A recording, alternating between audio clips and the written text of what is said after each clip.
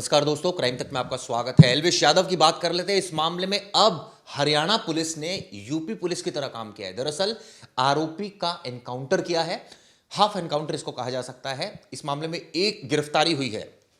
ये वही शख्स है, आपने सीसीटीवी देखी थी जिसमें दो लोग मौजूद थे, फायरिंग कर रहे थे एल्विश यादव के गुरुग्राम स्थित घर पर। और अब इस मामले में बड़ी कार्रवाई की है हरियाणा पुलिस ने। शुरुआत में हरियाणा पुलिस पर तमाम सवाल खड़े हुए थे, कानून और व्यवस्था पर सवाल खड़े हुए थे, लेकिन अब यूपी पुलिस की तरह उन्होंने पुलिसी अंदाज में अब एक आरोपी को पकड़ लिया है, उससे पूछताछ की जा रही है। प्रवेश, क्या जानकारी आ रही है? बिल्कुल, देखिए ये वही मुख्य आरोपी है जिसका नाम सबसे पहले आया था, क्योंकि जो चार थे, दो शूटर्स थे जिन्होंने घर के बाहर आकर जो फायरिंग की थी 5 बजे के आसपास। अब उसमें जो नाम सामने आया है वो इंपॉर्टेंट है, जिसकी आज सुबह सुबह फरीदाबाद का रहने वाला है। उसके पुलिस को एक टिप ऑफ मिलती है कि यहाँ ये छुपा हुआ है। उसका नाम है ईशांत उर्फ ईशू गांधी। और ये कोई ऐसा नहीं है कि फर्स्ट टाइम क्रिमिनल है, इसके ऊपर बहुत सारे और क्रिमिनल रिकॉर्ड है, बैकग्राउंड है इसके खिलाफ, कि इसके ऊपर 10 से ज़्यादा मुकदमे हैं, ऐसा बताया जा रहा है अभी फिलहाल। और इसी ने इसे फ़ोन पर एक सुपारी मिली थी, कॉल मिला था कि सिर्फ डराना धमकाना, उस बेस पर फायरिंग करके भागनी है। याद होगा आपको 2023 में जब लंदन से धमकी मिली थी एल्विश यादव को, 1 करोड़ रुपए उसमें वो मांगे गए थे, रंगदारी मांगे गए थे। उसके बाद उसे एक दो धमकी और आई थी जिसे एल्विश यादव ने नज़रअंदाज किया था। इसके बाद इस पूरे घटनाक्रम की जिम्मेदारी जो था वो हिमांशु भाव ने लिया था। हिमांशु भाव के गैंग के ये सब लड़के हैं और फरीदाबाद के ही रहने वाले लोकल थे, फरीदाबाद के। उन्होंने हमला करने के बाद ऐसा नहीं था फरीदाबाद छोड़कर भाग गए थे, फरीदाबाद में ही रुके हुए थे।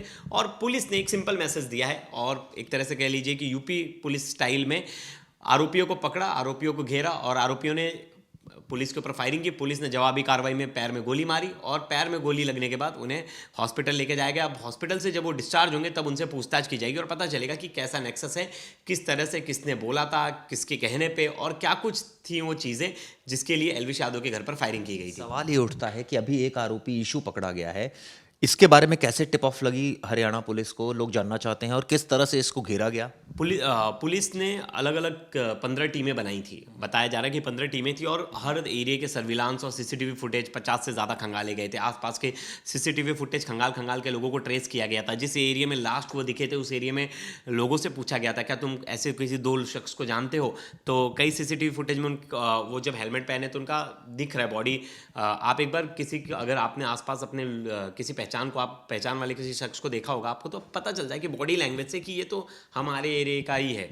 तो वैसे ही कुछ लोगों ने इन्हें चिन्हित किया, हाँ ये तो अरे रेगुलर ऑफेंडर है, ये तो क्रिमिनल है, इस एरिया में रहते हैं। फिर पुलिस ने प्रॉपर घेराबंदी करके पता चला कि ये इसी रास्ते से जाएगा और रात को पुलिस ने इनका एनकाउंटर किया। और रास्ते से जाएगा, ये कहानी बनाई है स्क्रिप्ट पुलिस ने या एक्चुअल में गया? जो भी हो, लेकिन काम तो अच्छा किया है। क्योंकि मैंने पहले ही कहा था कि हरियाणा पुलिस को यूपी पुलिस जैसा काम करना पड़ेगा, तभी जितने भी गैंगस्टर हैं उनकी नकेल कसी जाएगी। वरना तो आए दिन रंगदारी, एक्सटॉर्शन, किडनैपिंग, इस तरह के केसेस आपको देखने मिलेंगे। आपको बता दें, आरोपी फरीदाबाद में छिपा हुआ था। इसकी सूचना मिलते ही फरीदाबाद की जो क्राइम ब्रांच है उसे पकड़ने पहुंची। उसने पुलिस पर गोलियां चला दी और जवाब में पुलिस ने भी फायरिंग की। उसके पैर में गोली लगी। ये बताते हैं कि ग्रेटर फरीदाबाद के फरीदपुर तिगांव रोड पर यह एनकाउंटर हुआ है। आरोपी है ईशू गांधी, फरीदाबाद की पर्वतीय कॉलोनी का रहने वाला है।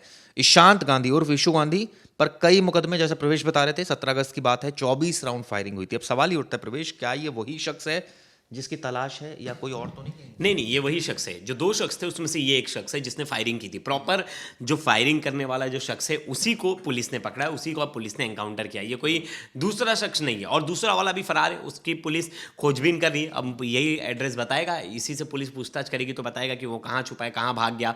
क्योंकि दोनों अलग अलग जगह से आए थे और दोनों ने एक साथ मिलकर इस घटनाक्रम को क्या ये हिमांशु गैंग से ताल्लुकात रखते हैं? हाँ, हिमांशु भाव के गैंग से इन लोग ताल्लुकात रखते और इनका लेना देना डायरेक्टली उन्हीं से है। और ऐसा है कि पहला केस नहीं था कि हिमांशु भाव के लिए इन लोगों ने फायरिंग की थी, ये तीसरा या चौथा केस है इसका जिसके लिए इन्होंने फायरिंग की है। और एक और चीज़ थी कि ये पहले से क्रिमिनल बैकग्राउंड है। वैसे क्या होता था कि एल्विश बोल रहा हूँ, लॉरेंस बिश्नोई क्या करता था, नए लोगों को हायर करता था। लेकिन हिमांशु भाव जो पहले से क्रिमिनल लोग हैं उन्हीं लोगों को अपने गैंग में शामिल कर रहा है, जिनके ऊपर पहले से 4-5 मकसद क्या था हिमांशु भाऊ? क्योंकि मैं वो पोस्ट पढ़ रहा हूँ, उसमें था कि एल्विश के घर गोली चली, वो नीरज, फरीदपुर और भाऊ ने चलवाई है, इसको हमने अपना परिचय दिया है। सट्टे का प्रमोशन कर इसने कई घर बर्बाद कर दिए हैं।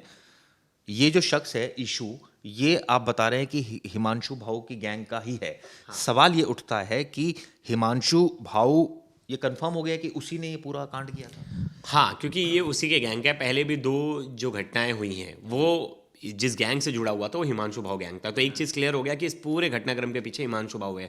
हमने पिछले 2 केसेज़ में देखा, जहाँ एक व्यापारी की गोली मारकर हत्या कर दी जाती है, वहाँ भी हिमांशु भाऊ का नाम सामने आता है।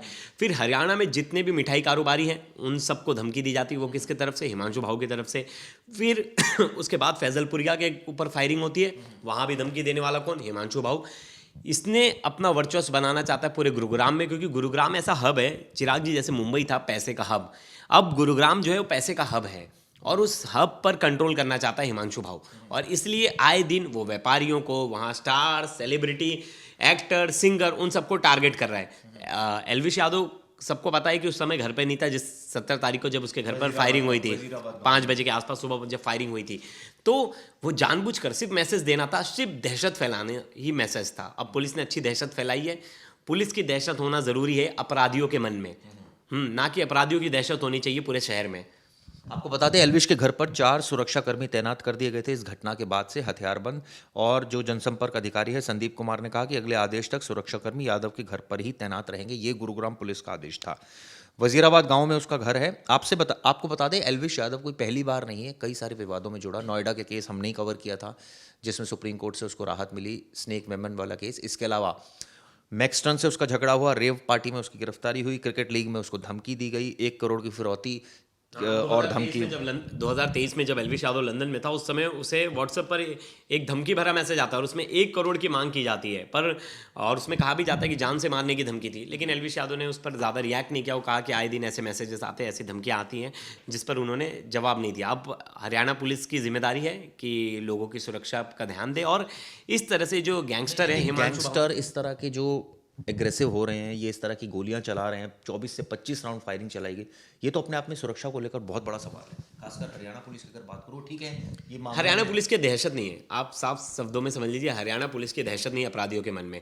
जिस दिन अपराधियों के मन में हरियाणा पुलिस की दहशत का नमूना आ जाएगा कि भाई हरियाणा पुलिस बहुत खतरनाक है, क्राइम करोगे तो सीधे ठोके जाओगे, और अगर वो वाला सिस्टम रहा कि पुलिस वाला सिस्टम की एनकाउंटर वाला, कि अब देखिए वो एनकाउंटर कोई जस्टिफिकेशन नहीं होता, लेकिन क्राइम को कंट्रोल करने के लिए जो अपराधी हैं उनको, उनके साथ आपको मुठभेड़ तो करनी पड़ेगी। मतलब आप उन्हें ऐसे नहीं पकड़ सकते अंदर बैठे बैठे, उनके पास बंदूक है तो आपको भी गोली तो चलानी पड़ेगी, तभी जाकर आप उन्हें पकड़ पाओगे।